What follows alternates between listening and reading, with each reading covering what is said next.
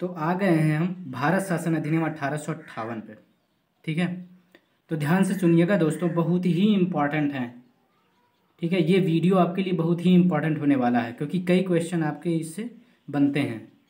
ठीक है, आप यूपीएससी की तैयारी कर रहे हैं, सिविल सर्विसेज की तैयारी कर रहे हैं तो उसमें, और पीसीएस एग्ज़ाम में भी आते हैं। ठीक है, और जीएससी लेक्चरर के एग्ज़ाम होने वाले हैं उसमें भी इस वीडियो से पूछे जाएंगे क्वेश्चन, ये भी जान लीजिए। ठीक है, तो वीडियो को पूरा देखिएगा।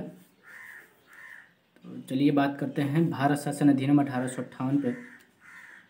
तो इसके द्वारा जो है, भारत शासन अधिनियम 1858 के द्वारा जो है भारत का शासन ब्रिटिश ताज के अधीन कर दिया गया।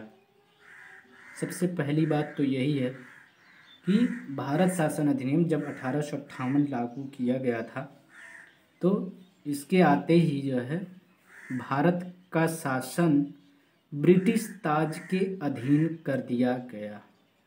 समझ रहे हैं ना? बहुत अच्छे से मैं आपको समझाऊंगा, वीडियो को एंड तक जरूर देखिएगा, आपको बिल्कुल समझ में आ जाएगा और आपको याद भी हो जाएगा। ठीक है, तो मैंने क्या कहा कि भारत शासन अधिनियम 1858, ठीक है, 1858 जब लागू किया गया तो इसी अधिनियम के द्वारा भारत का शासन ब्रिटिश ताज के अधीन कर दिया गया और फिर गवर्नर जनरल के पदनाम को बदलकर भारत का वायसराय कर दिया गया, जो ब्रिटिश ताज का प्रत्यक्ष प्रतिनिधि बन गया। ओके, और आगे बात करें तो लॉर्ड कैनिंग भारत के प्रथम वायसराय बने और नियंत्रण बोर्ड और निदेशक बोर्ड को समाप्त कर दिया गया। याद होगा आपको, पिछली वीडियो अगर आपने नहीं देखी है तो पिछली वीडियो देख लीजिए क्योंकि पिछली वीडियो भी बहुत इंपॉर्टेंट, उसको तैयार कर लीजिए आप। ध्यान से सुनिएगा, नियंत्रण बोर्ड जो है, बोर्ड ऑफ कंट्रोल लागू किया गया था। ठीक है,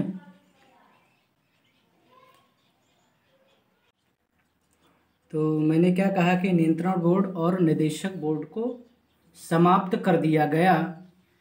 आपको, अगर आपने पिछली वीडियो देखी है तो उसमें नियंत्रण बोर्ड की स्थापना की गई थी। किसमें की गई थी?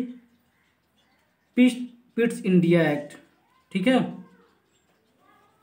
पिट्स इंडिया एक्ट 1784, समझ गए? 1784 में जो है नियंत्रण बोर्ड की स्थापना की गई थी। और आज भारत शासन अधिनियम 1858 के अंतर्गत जब लागू किया गया था 1858, तो इसमें नियंत्रण बोर्ड और निदेशक बोर्ड दोनों को समाप्त कर दिया गया। और आगे बात करें तो इस अधिनियम के द्वारा, मतलब 1858 अधिनियम के द्वारा, 1858 एक्ट के द्वारा भारत के राज्य सचिव पद का सृजन किया गया, जिसमें भारतीय प्रशासन पर संपूर्ण नियंत्रण की शक्ति निहित थी। मतलब कि भारतीय प्रशासन पर संपूर्ण नियंत्रण की शक्ति शामिल थी इसमें। ठीक है, आगे बात करते हैं भारत परिषद अधिनियम 1861।